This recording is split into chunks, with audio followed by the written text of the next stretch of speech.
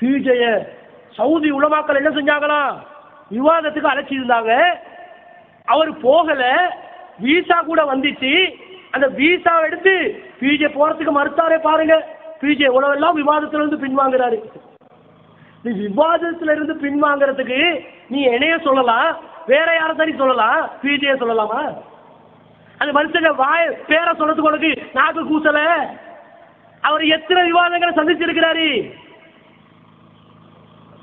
Saudi உலமாக்களுடன் நாங்கள் விவாதிப்பதற்கு தயார் பிஜே அறிவிச்சுதான் இருக்கிறாரு. கூப்பிடுங்க, யாரையும் கூப்பிடுங்க. நான் ஒரு சத்தியத்தை சொல்றேன், குர்ஆன் சுன்னால விளக்கத்தை சொல்றேன். இது சரி என்பதை நிலைநாட்டுவதற்கு தயாராக இருக்கிறேன்.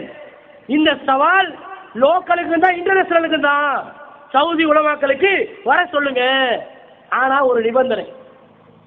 என்ன நிபந்தனை தெரியுமா? கண்டறிந்த புஸ்வானவெல்லாம் வரக்கூடாது. அரசு அங்கீகாரம் பெற்ற முஃப்திமார்கள், பெரிய உலமாக்கள், பெரிய தலைகள் அரசாங்கத்துல அங்கீகாரத்தோட கடிதம் அனுப்பணும்.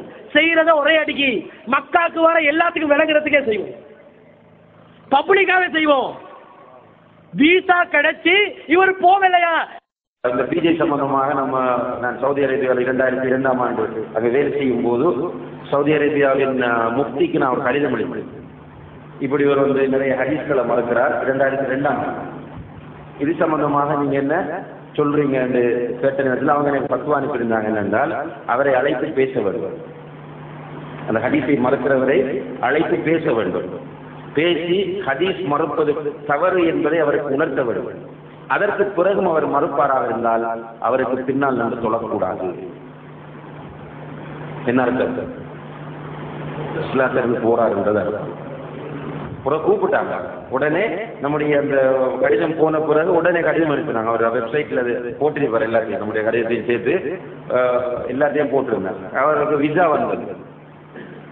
சவுதி அரேபியா தாருல் இஃப்தாவிலிருந்து விசா அனுப்பியிருந்தாங்க. ராபித்தா ஊடாக ஹஜ்ஜுக்கு விசா. நீங்கள் ஜித்தா ஏர்போர்ட்டுக்கு வந்து இறங்குங்க.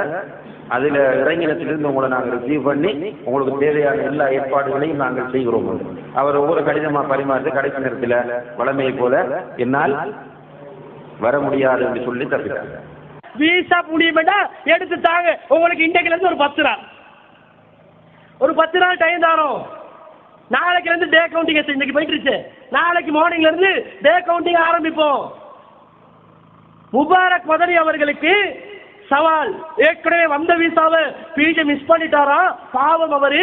திரும்ப நீங்க என்ன செய்யுங்க, அவரை சவுதி உலமாக்களோட பேச வைக்கிறதுக்கு அரசு அங்கீகாரத்துடன், சவுதி அரசாங்கம் அங்கீகரிக்கக்கூடிய அரசு அனுமதியுடன் பெரிய முஃப்திமார்களாக இப்ப சவுதியில எந்த ஹெட் டாப் லெவலா இருக்குதோ அந்த ஹெட்டுகள் எல்லாத்தையும் கூட்டி வாங்க. வீசா அனுப்புங்க. பிஜே கூட்டி வரத்துக்கு நாங்க பொறுப்பெடுக்கிறோம்.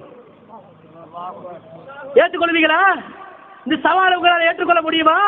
யாருக்கு படம் காட்டுறீங்க? ஒண்ணுமோ வாட்ஸ்அப்ல சோசியல் மீடியால பரப்பினோடனே மக்கள் அப்படி கூறுகட்டுத்தனமா நம்புவாங்கன்னு நினைச்சு கொண்டு இருக்கிறீங்களா? நம்ப மாட்டாங்க. நீங்க எந்த ரூட்ல வந்தாலும் உங்களோட பேச பண்ண எங்களுக்கு தெரியும். சரி, அழைப்பு எடுங்க, விசாவை எடுங்க, நாங்க சொல்ல கடிதத்தை கொண்டு வாங்க, எல்லாத்தையும் பேசி முடிவு கட்டிடுங்க. சவுதி முஃப்திகளோட என்ன மேட்டர் இருக்குது? உங்களுக்கு தான் சவுதி முஃப்திமார்களை கண்டா நடுக்க வரும். எங்களுக்கு அசத்தியவாதி யாரை கண்டாலும் நடுக்க வராது. எங்களோட கொள்கையில நாங்கள் உறுதியா இருக்கும்.